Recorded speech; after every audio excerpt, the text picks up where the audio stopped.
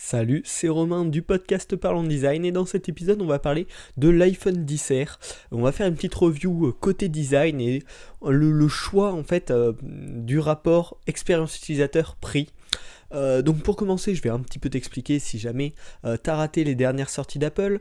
Donc Apple en septembre, là, leur avant-dernière keynote à ce jour, ils ont présenté trois nouveaux iPhones, l'iPhone XS et le 10 Max, le 10S Max, qui sont au-dessus des 1000 euros, et le 10R qui est sorti un mois après, donc la semaine dernière, fin octobre, qui est en gros comme un iPhone 10 niveau design, c'est-à-dire avec l'encoche, l'écran en plein écran, les derniers processeurs, etc. Mais il y a certains compromis qui ont été faits dessus, on va en parler dans ce podcast. Afin de réduire le prix, ça reste un smartphone haut de gamme, hein, on va pas se le cacher, c'est pas du tout l'équivalent d'un iPhone 5C à l'époque, c'est un produit haut de gamme mais plus abordable que les iPhone 10S et 10S Max. Et donc voilà, on va parler de ce produit. Donc premièrement, l'expérience utilisateur générale de ce produit. C'est un téléphone ultra rapide, il possède donc le dernier processeur d'Apple, donc à ce niveau-là, il n'y a vraiment pas de souci. Avant j'étais sur un iPhone 6, là ce passage sur l'iPhone XR, vraiment ça m'a fait un renouveau. Les interfaces sont super fluides, la réponse est tout le temps extrêmement rapide. Même Siri, donc l'assistant vocal d'Apple, qui est toujours pas très malin, mais répond par contre très vite à tes questions de manière plus ou moins intéressante. Et bon, niveau rapidité dans l'expérience, il n'y a pas de souci du tout. Niveau design, bon, c'est un téléphone 2018, un téléphone haut de gamme 2018, donc il est quand même vachement joli, plutôt bien fini. L'arrière est vachement sympa. Enfin, bon, après, ça c'est une question de goût, mais voilà, niveau style, il n'y a pas de souci. Face ID, donc la technologie de déverrouillage, est présente sur cet iPhone. C'est extrêmement agréable. Niveau expérience de déverrouillage, on peut pas faire mieux. Niveau sécurité, on est plutôt pas mal. Bon, ça a été prouvé, il y a eu quelques personnes qui ont réussi à le tromper, mais c'est quand même relativement bon niveau sécurité, en tout cas tout à fait suffisant pour la personne lambda, pour la personne moyenne, il n'y a pas de souci. Est très agréable à utiliser, parce que autant avec les capteurs d'empreinte, souvent quand tu as les doigts un peu sales, un peu gras, bref, ça arrive souvent de trop fuser, autant là vraiment avec cette technologie Face ID, j'ai eu aucun problème, tu déverrouilles ton téléphone sans t'en rendre compte en fait, et c'est vachement agréable. Et ensuite le dernier point assez important sur les smartphones, c'est niveau photo et vidéo, il est pareil, excellent, ça fait partie des meilleurs smartphones. Bon après maintenant on est arrivé à un tel niveau que c'est dur de les départager, mais en tout cas la qualité est tout à fait plaisante, tout à fait agréable.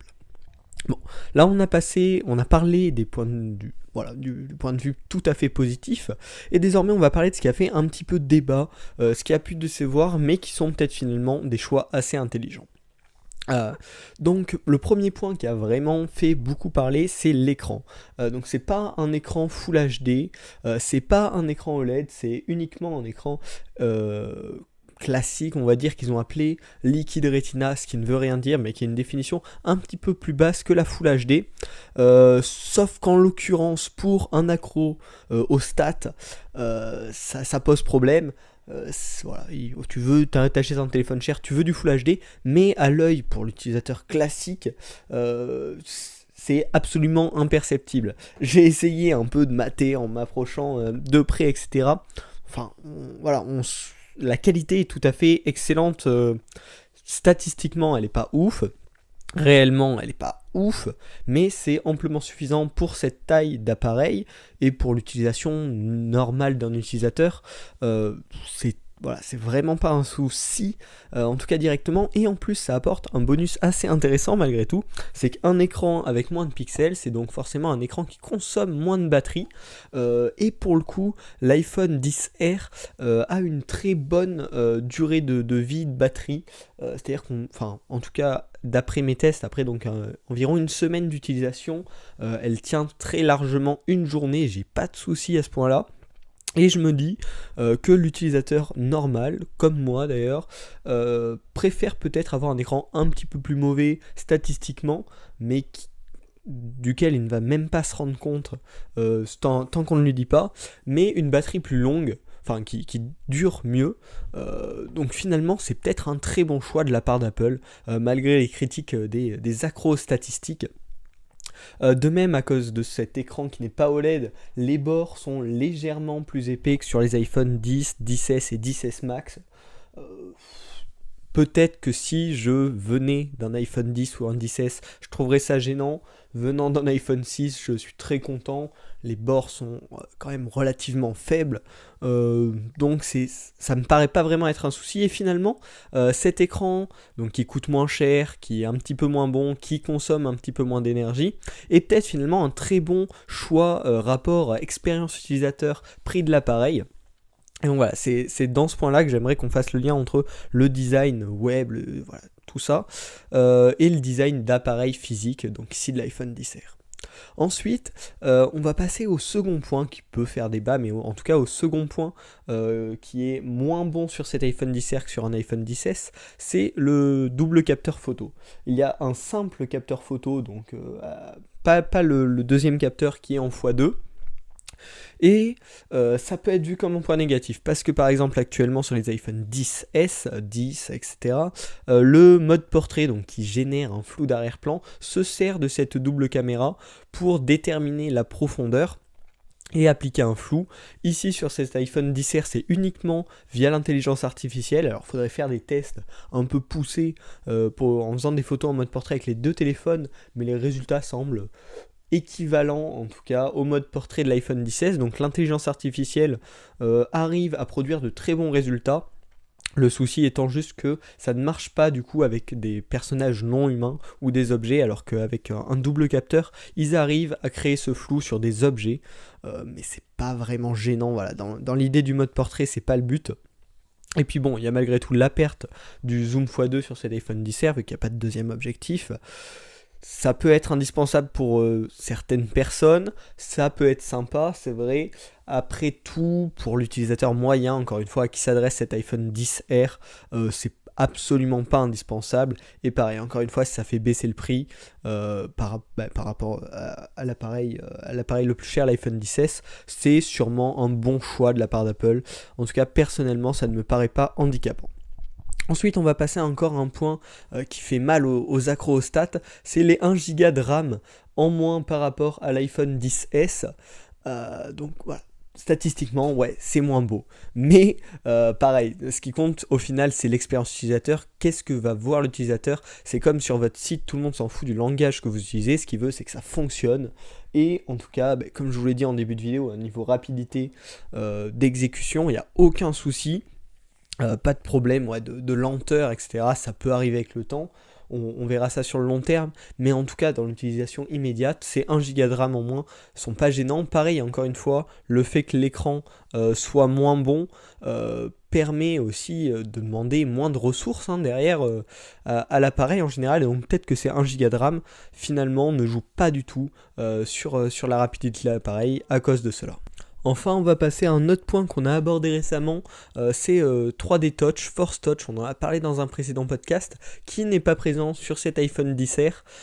Donc comme on l'avait vu dans l'épisode dédié, c'est une fonctionnalité relativement peu utilisée par le grand public, plus utilisée un petit peu par les technophiles, par les addicts. Et du coup, sur cet iPhone qui est plus dédié au grand public, alors que le 10S serait plus vraiment pour les passionnés, c'est vraiment logique de l'avoir supprimé. Pour le coup, c'est enlever des fonctions pas utiles à la majorité, au public visé par ce téléphone. Et donc, encore une fois, niveau rapport expérience utilisateur-prix, ça me paraît un très bon choix de la part d'Apple. Enfin, pour terminer ce podcast, on va voir avec ce qu'ils ont gardé et pourquoi ils ont bien fait de le garder. Donc l'encoche est toujours présente, ça c'est parce qu'ils ont laissé Face ID sur cet iPhone XR. Et pour moi, c'est vraiment un choix important d'avoir gardé ce Face ID. Non pas pour l'encoche, qui, bon, en fonction des goûts, plaît ou ne plaît pas, mais vraiment pour cette simplicité de déverrouillage. Ça change tout à fait la manière dont on déverrouille son téléphone. C'est quasiment invisible. Donc pour ça c'est vraiment très agréable, niveau expérience utilisateur, c'est une fonctionnalité excellente. Ils ont gardé également le même capteur photo, donc ils ont enlevé celui en x2, mais le capteur photo principal est le même que le capteur photo principal de l'iPhone XS, donc ça c'est intéressant, ça permet de faire des très bonnes photos avec cet appareil, voilà, comme les smartphones les plus haut de gamme de chez Apple. Le fait qu'ils aient gardé la même puce, le même processeur également est une très bonne chose, ça assure une longévité au téléphone. Voilà, c'est pas un téléphone de l'année dernière repackagé ou quoi que ce soit, c'est vraiment les dernières technologies dans un smartphone un petit peu moins cher. Voilà. Le fait qu'il y ait une puce aussi Neural Engine, là plus ou moins dédiée à l'intelligence artificielle, malgré tout ça se ressent, notamment dans la rapidité de Siri, dans les propositions que votre téléphone vous fait. Avec iOS 12, il y a pas mal de choses qui ont été intégrées de cette manière, et ça semble assez intéressant, du moins au bout d'une semaine. Il y a vraiment des propositions relativement logiques que fait le téléphone grâce à cela, et niveau expérience utilisateur, encore une fois, c'est vachement agréable. Et pareil, pour compenser la suppression de 3D Touch, ils ont proposé un retour haptique. C'est-à-dire quand on appuie sur certains boutons, quand on lance certaines fonctionnalités, on ressent un tap dans la main, assez léger pour être agréable, mais on le sent quand même, ça donne vraiment une impression de retour, de feedback qui est super importante dans une bonne expérience utilisateur, dans un bon parcours utilisateur. Néanmoins, là je m'adresse plutôt aux développeurs d'applications, il faut faire gaffe à l'utilisation. Dans certaines applications, c'est tout à fait redondant, il y a beaucoup trop d'activation du retour haptique et ça peut être vraiment gênant pour le coup, pour l'expérience. Mais dans le smartphone en lui-même, dans l'utilisation faite par les applications d'Apple, c'est assez intéressant et assez intuitif, agréable comme option. Voilà, tout ça est vachement intéressant, et donc finalement qu'est-ce que je voulais qu'on tire de cet iPhone XR ensemble? C'est l'idée qu'il faut garder les fonctionnalités essentielles pour tes utilisateurs, ce qui va vraiment leur faire changer la façon dont ils utilisent l'appareil, dont ils travaillent avec ton appareil, et ne pas se focaliser sur les technologies, sur les fonctionnalités ultra précises qui touchent très peu de monde.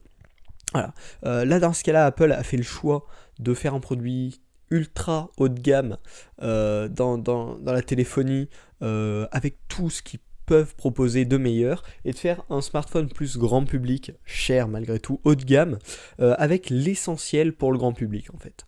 Et donc je trouve, voilà, c'est vraiment intéressant, et c'est à appliquer également lorsqu'on design nos applications, nos sites, nos services. Voilà, l'essentiel, c'est pas de proposer tout le meilleur, c'est de proposer ce qui compte pour tes utilisateurs, et c'est le résultat d'utilisation finale, l'expérience qu'aura l'utilisateur avec ton produit qui va servir, et non pas toute la technologie que tu auras mis derrière, toutes les multiples fonctionnalités qu'il n'utilisera jamais que tu as mis derrière. La technologie n'est vraiment pas importante dans le produit, ce qui compte, c'est le résultat final. La rapidité d'utilisation, la simplicité d'utilisation, et les performances qui sont au rendez-vous par rapport au prix, on va dire, par rapport à ce que l'utilisateur paye du service. Donc voilà, j'espère que ce podcast t'aura plu, t'aura inspiré. Je trouve assez intéressant de faire le comparatif entre les produits physiques et des services en ligne dans le design, parce qu'il y a quand même en fait tout se ressemble, enfin il y a énormément de points qui se ressemblent, donc c'est vachement intéressant. J'espère que du coup ça t'intéresse, tu peux me le dire dans les commentaires si tu es sur YouTube, ou en message privé sur Twitter, @romainp_design, le nom est dans la description, et puis tu peux t'abonner, partager le podcast, voilà, et on se retrouve la semaine prochaine pour un nouvel épisode. Salut.